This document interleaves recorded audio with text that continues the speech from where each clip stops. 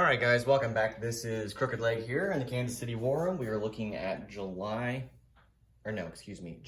of 1938 for the Italians. We're going to look at our tech roll, and then we will do our purchases, followed by our non-combat movement. That's right, there will be no combat movement this round. So I'm sure you're all very disappointed that we're not attacking Abyssinia yet again. But might happen sooner than you might think. So let's get into it then. So we're going to have one tech roll. We are going to try to do stage 2 of long-range aircraft.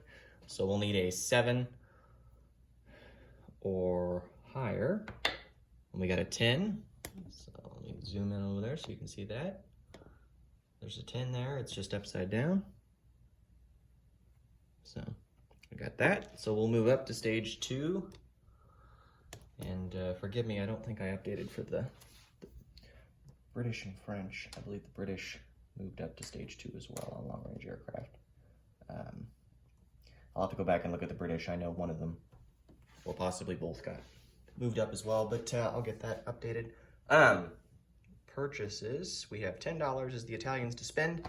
We are going to buy an airborne infantry. We are going to lend-lease the Spanish Republicans a regular just infantry, and we're going to do a militia upgrade in Eritrea, and then build a militia in Eritrea.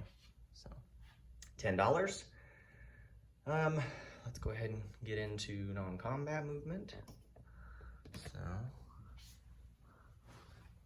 one minor side note that I wanted to address is the submarine here that is within 2 sea zones of the US as well as the German. I wasn't 100% certain, but I went back and looked at it to make sure that I'm safe. I am. Essentially, my submarines are untouchable until the US is at 50 income or higher. Otherwise, they can't be attacked. So we're fine.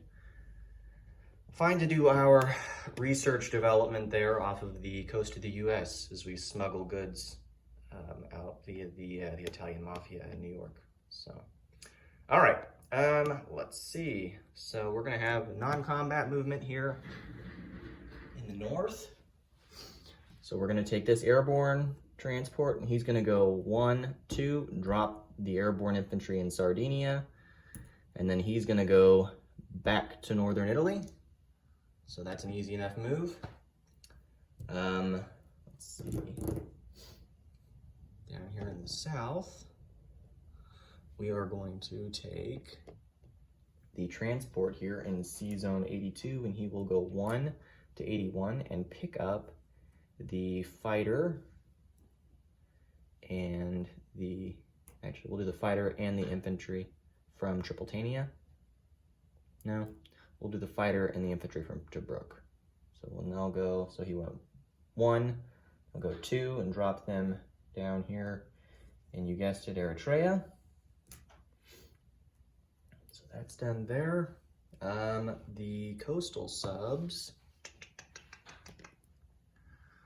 All right, so we have a coastal sub that's here in C zone 83. He's going to move from 83. Make sure you can see okay here. He's going to move from 83 to 85.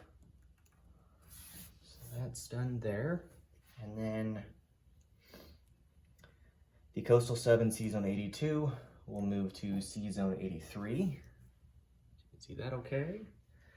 The torpedo boat destroyer will remain in C zone 82 along with the transport.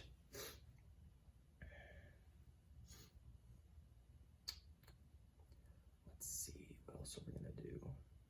I think that covers it of what our plans are for this round. We still have a submarine over here in 105. So he's still here by himself, hanging out by Brazil. We still have the submarine up here in C zone 46. Nothing in C zone 79. Coastal sub in C zone 80. The remainder of the fleet is still up there in C zone 50. We still have a militia, an infantry, a mountain infantry in Mezzogiorno, and still have the mountain infantry in Sicily. Rome has 1 militia. And then of course, down here in the south, on North Africa, we've still got an infantry in Tripolitania. We have a tactical bomber here in Cyrenaica. And then we still have the motorized in Tobruk. So, and down here in the south, we will have our additions after we've purchased, and I'll account for what units are down there.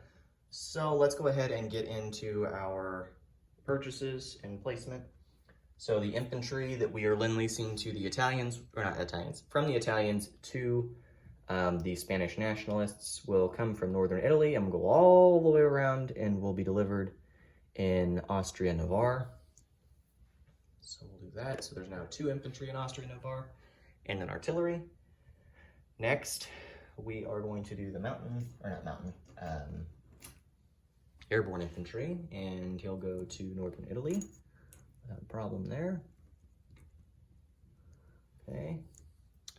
And then down in the south, we will upgrade the existing militia to an infantry, and we will add a militia. So just because it's a wash, we're just going to add a chip to the infantry stack and leave the existing